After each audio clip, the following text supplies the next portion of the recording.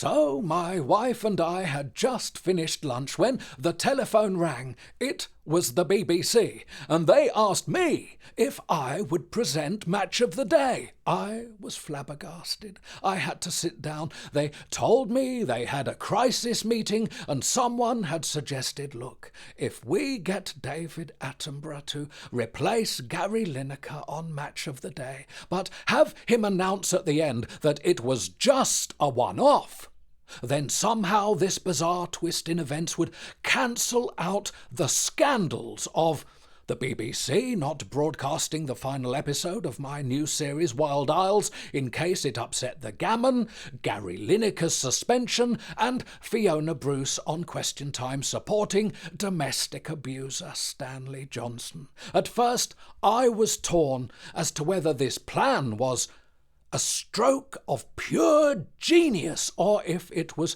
the most ridiculous thing I had ever heard. But in the end, I said, "You are taking the piss," and I slammed the phone down. However, later, whilst watching Match of the Day with no presenter, no pundits, no commentary, I said to my wife, maybe I should have said yes after all. And my wife said to me, "Are Arsenal still at the top?" And I said, football is a funny old game. There are no guarantees in football. There are no easy matches. Yes, they are comfortably in the lead. But whoever Arsenal's opponents are from now until the end of the season, they need to take the game to them and not sit back. Very often when the ref blows the whistle for kick-off, it's so easy for all plans, all strategy, all form to go out the window. But these boys have been around the block. They know how to play football, and they know when the ref blows that whistle and the match begins, it's time for the talking to stop and for them to deliver in the 10-yard box. And my wife said no.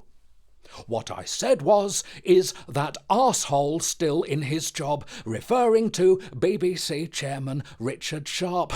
Lol. We did laugh.